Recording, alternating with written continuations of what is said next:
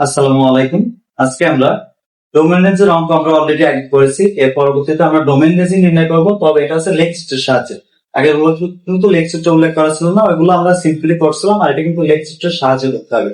তো এর আগের ভিডিও যারা দেখেননি অবশ্যই আগের ভিডিওগুলো দেখবেন, সিরিয়ালে পার্ট 1 পার্ট 2 এভাবে যদি দেখেন তাহলে ভিডিওগুলো বুঝতে বেশি সুবিধা হবে। আর যদি আপনারা সিরিয়ালটা মেনটেন না করেন তাহলে কিন্তু বোঝায় কষ্ট হয়ে যাবে।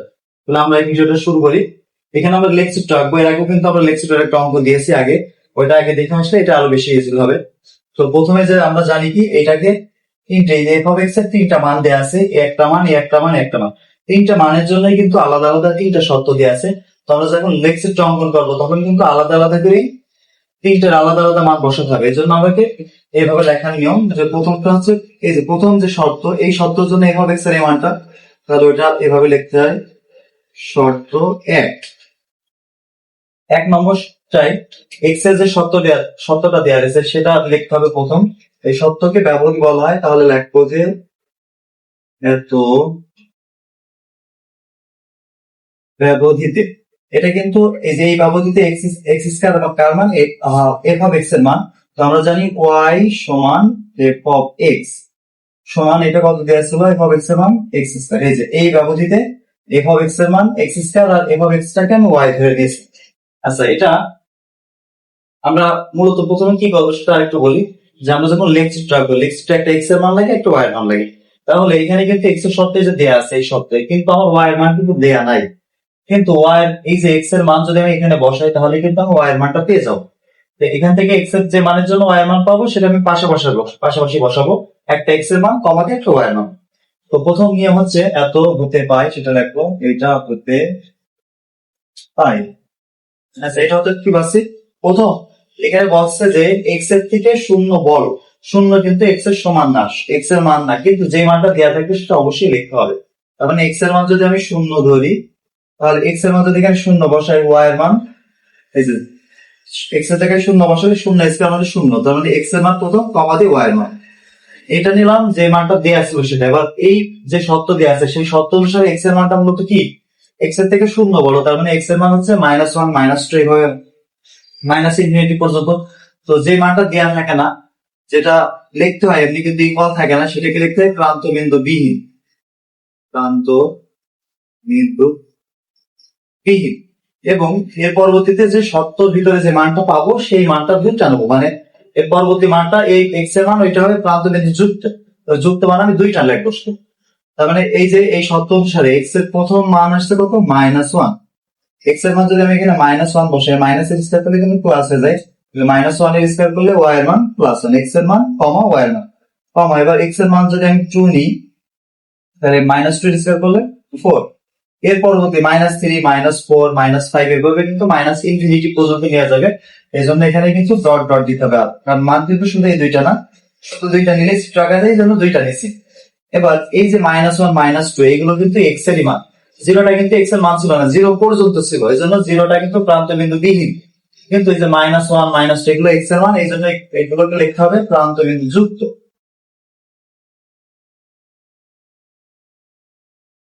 আচ্ছা, এবার একটু খেয়াল করি এই যে সমীকরণটা কি ছিল, ওয়াই সমান এক্স স্কয়ার। আমি যদি এভাবে এক্সটা বাদ দিই, তাহলে এই ওয়াই এর পাওয়ার 1, এক্স এর পাওয়ার 2। যদি পাওয়ার 2 হয় তাহলে পাওয়ার 2 থাকলে আর সেটা সরল রেখায় থাকবে না, সেটা অবশ্যই বক্ররেখা হবে। তো বক্ররেখার ভিতরে কি কি আমি লিখছিলাম, এই যে পরাবৃত্ত, তারপরে কি আছে আরেকটা লিখছিলাম যে অধিবৃত্ত বা হাইপারবোলা। এই দুইটা থেকে দেখাই শুরু, যে একটার পাওয়ার 1 একটার পাওয়ার 2 যদি এমন হয়, এই যে একটার পাওয়ার 2 একটার পাওয়ার হয়, এটা কার সমীকরণ, প্যারাবোলা এবং পরাবৃত্ত। তাহলে পাশে দেখতে হবে প্রান্ত বিন্দু যুক্ত পরাবৃত্ত লিখলে হবে, অথবা প্যারাবোলা, যে কোনো একটা আমি লিখবো। প্যারাবোলার সমীকরণ নির্দিষ্ট হবে।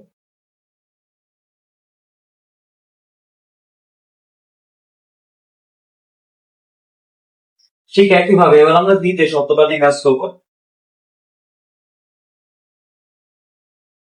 2 নম্বর শর্তে ব্যবধি কত আছে, 0 থেকে 1 পর্যন্ত। 0 আছে, 1 আছে, এবং ব্যবধিটা আগে লিখি, 0 থেকে এক্স এর মান 1 ব্যবধিতে। তাহলে এইটার জন্য মান ছিল এক্স, তার মানে এটা কার মান, ওয়াই সমান এফ অফ এক্স সমান এক্স। তার মানে এক্স এর মানও যা ওয়াই এর মানও তাই পাই। তাহলে প্রথম কথা আছে জিরো, এক্স এর মান যদি জিরো এখানে বসাই, ওয়াই এর মানও জিরো, ওয়াই সমান এক্স, তাহলে এটা আছে, এটাও ইকুয়াল আছে, এটাও আছে, তার মানে দুটোই কিন্তু প্রান্ত বিন্দু যুক্ত। এই জন্য দুইটাই যুক্ত, এই জন্য দুটো আমরা একবারে লিখবো, আলাদা আলাদা লিখবো না। কমা, এবারে হচ্ছে যে এক্স এর মান ওয়ান নিই, ওয়াই এর মানও আসছে কত ওয়ান, এই দুইটাই কিন্তু মান, একটা জিরো জিরো কিন্তু একটা ওয়ান ওয়ান কিন্তু, তার মানে এর কিন্তু আর কোনো, এই যে আগেটা যেমন ডট ডট ছিল, এর পরবর্তীতে আরো কিন্তু অনেক মান ছিল, কিন্তু এই মান কিন্তু একটা নির্দিষ্ট বিন্দু থেকে একটা নির্দিষ্ট বিন্দুতে শেষ। তাহলে যে একটা নির্দিষ্ট বিন্দু থেকে আরেকটা নির্দিষ্ট বিন্দু শেষ থাকে তাকে কি বলে রেখাংশ। তাহলে এটা লাগবে কিন্তু রেখাংশ সমীকরণ। তার আগে একটা লিখি, এটাও আছে এটাও আছে, তার মানে দুটোই কিন্তু যুক্ত এক্স এর মান, এই জন্য লিখতে হবে কি প্রান্ত বিন্দু যুক্ত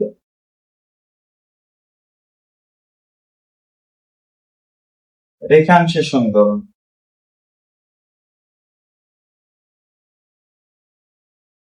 এবং সর্বশেষ শর্ত তিন নম্বর শর্ত আছে কত, এক্স এর মান একের থেকে বড়, এই কাগজটা লিখুন, এক্স গ্রেটার দেন ওয়ান,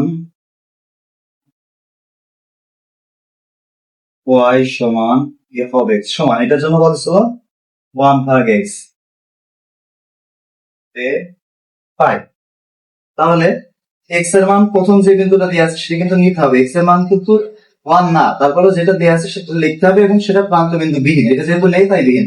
তাহলে এক্স এর মান যদি ওয়ান বসাই, ওয়াই সমান ছিল ওয়ান ভাগ এক্স, তাহলে মানে ওয়ান বাই ওয়ান, তার মানে ওয়ান, এটা হবে কি প্রান্ত বিন্দু বিহীন।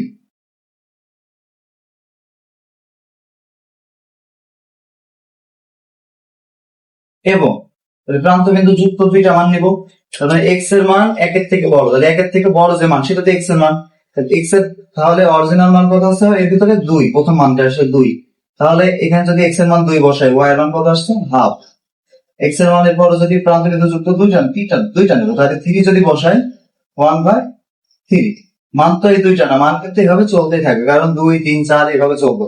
এখন এই দুইটা হচ্ছে প্রান্ত বিন্দু যুক্ত।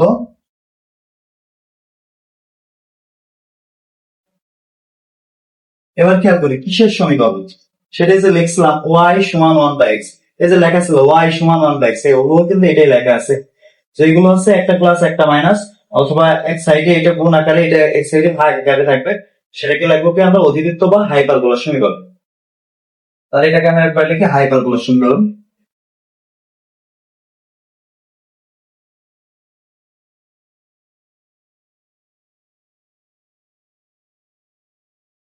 এবার আমি এইটা সবগুলো এই বিন্দুগুলো এবার লেকচারের সাহায্যে বসাবো, বসালে আমরা সহজেই ডোমেন রেস নির্ণয় করতে পারবো।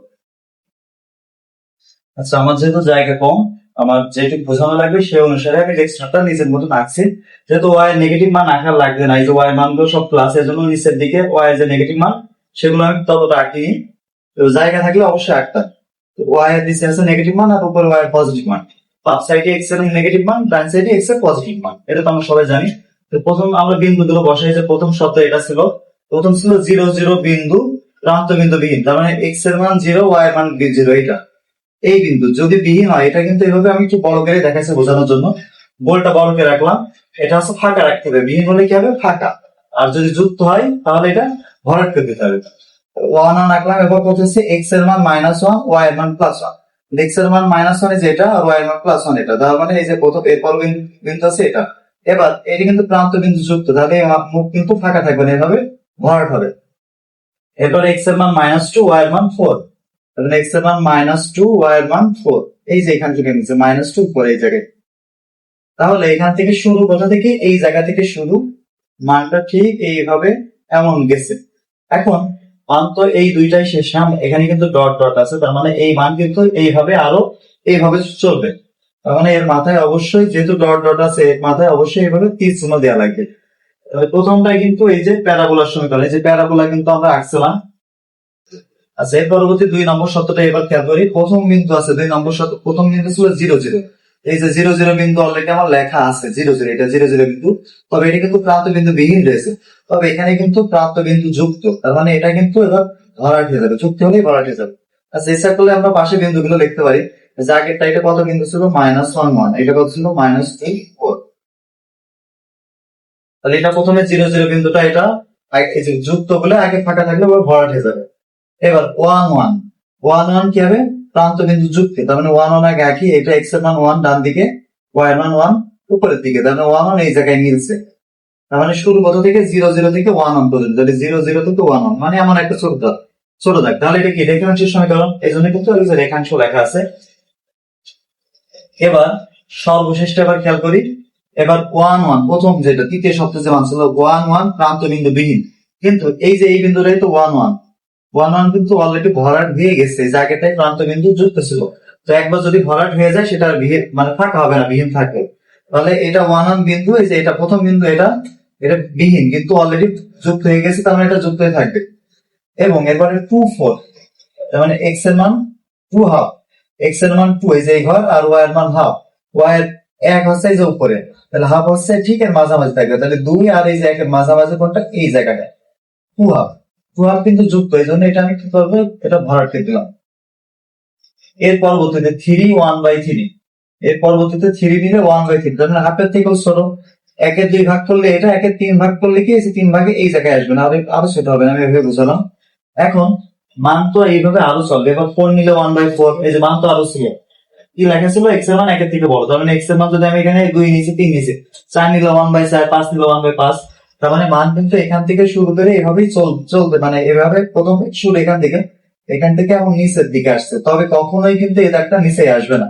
কারণ কি, এখানে একটা x এর মান একটা y এর মান বসাতে হয়, এই নিচের দিকে তো y এর নেগেটিভ মান। তো আমি এই শর্তটা খেয়াল করি, x এর মান 1 এর থেকে বড়, তার মানে x এর মান 1 এর থেকে 2 3 4 5 এভাবে প্লাস ইনফিনিটি, কোনো নেগেটিভ মান নেই। আর এটা আছে 1/x, তার মানে x এর মান 1 পজিটিভ, নিচের টার্ম কিন্তু পজিটিভ, তার মানে পজিটিভ আর পজিটিভ কখনোই কি নেগেটিভ হবে, পজিটিভ ভাগ পজিটিভ, এর কিন্তু মান ছোট হবে। 1 ভাগ দেখা আছে 1 করে দিলাম, একটা সিম্পল মান আসবে, কিন্তু নেগেটিভ কিন্তু হবে না। এই জন্য এই দাগটা কখনোই এই নিচের লাইনে দেওয়া যাবে না, তার মানে এই দাগটা আস্তে আস্তে কমবে, তুমি মানে জিরোর দিকে চলে যাবে, এইভাবে থাকবে, তার মানে কি চিহ্ন এইভাবে দিতে হবে, কিন্তু নিচের দিকে নামানো যাবে না। তাহলে আমার এই যে নেক্সট যে বিন্দুগুলো আমি লিখছিলাম সেগুলো আমার লেখা শেষ। এবার ডোমেন করবো, তাহলে ডোমেন অফ এফ আর একটা হচ্ছে রেঞ্জ অফ এফ। ডোমেন মানে আমরা জানি হচ্ছে এক্স এর শর্ত, এক্স কোন দিকে থাকে, ডান দিকে এবং বাম দিকে। তাহলে শুরু করি আমি মিডল পয়েন্ট থেকে শুরু করি। মিডল পয়েন্টটা আছে যে 0 0 ভরাট করা, এটা কিন্তু ভরাট করা মানে 0 আছে, এবং 0 থেকে যে এই বিন্দু আছে এবং এই বিন্দু সবগুলো আছে, এবং তীর চিহ্ন দেওয়া মানে কি 0 ডান দিকে সব মান আছে। ঠিক একইভাবে 0 বাম দিকেও কিন্তু তীর চিহ্ন মান আছে, তার মানে 0 বাম দিকেও এক্স এর সব মানই আছে। এই যে এরপরে -2 নিচে, এবার -3, এভাবে মান কিন্তু আস্তে আস্তে এইভাবে চলবে। তাহলে এই এক্স এর কোনো মানই কিন্তু ডোমেনে বাদ নেই, তার মানে একবারে ডোমেন সকল মান, তাহলে মাইনাস ইনফিনিটি থেকে প্লাস ইনফিনিটি বলেই আসবে। এবার রেঞ্জ হচ্ছে ওয়াই এর মান, ওয়াই এর মান থাকে উপরে এবং নিচে। ওয়াই এর মানটা খেয়াল করি, নিচে কিন্তু কোনো তীর চিহ্ন মারা নেই, মানে নিচে সবচেয়ে সর্বনিম্ন মান শুরু আছে এই জায়গা থেকে। এর নিচে কোনো দাগ আছে নাই, এই দাগ কিন্তু এই কোল ঘেসে যাবে, এটা কিন্তু এটা 0, এটাও মিশবে না, এর নিচেও আসবে না, মানে সর্বনিম্ন এই দাগ আছে এইটা। এই বিন্দুটা আছে 0, ওয়াই এর মান আছে শুরু 0 থেকে, উপরে তীর চিহ্ন দেওয়া মানে উপরে কিন্তু ওয়াই এর মান কি 1 2 3 4, এই মানে ওয়াই এর মান কিন্তু উপরে পজিটিভ মান, মানে 0 থেকে তাহলে প্লাস ইনফিনিটি পর্যন্ত ওয়াই এর মান পাওয়া যাবে। এখন ইনফিনিটি হলে ফার্স্ট ব্র্যাকেট, এবার খেয়াল করি এই 0 কিন্তু ওয়াই এর মান ছিল, ভরাট করা মানে কিন্তু এখানে 0 ছিল, তার মানে ওই মান এবং মাঝের মান, ওইটার জন্য কোন ব্র্যাকেট বোঝা হয়েছে, থার্ড ব্র্যাকেট। তাহলে রেঞ্জ হয়ে গেল কত, 0 টু ইনফিনিটি, আর ডোমেন ছিল -ইনফিনিটি থেকে প্লাস। তাহলে এইভাবে কিন্তু লেক্সটের সাহায্যে খুব সহজে ডোমেনটা সিলেক্ট করবে।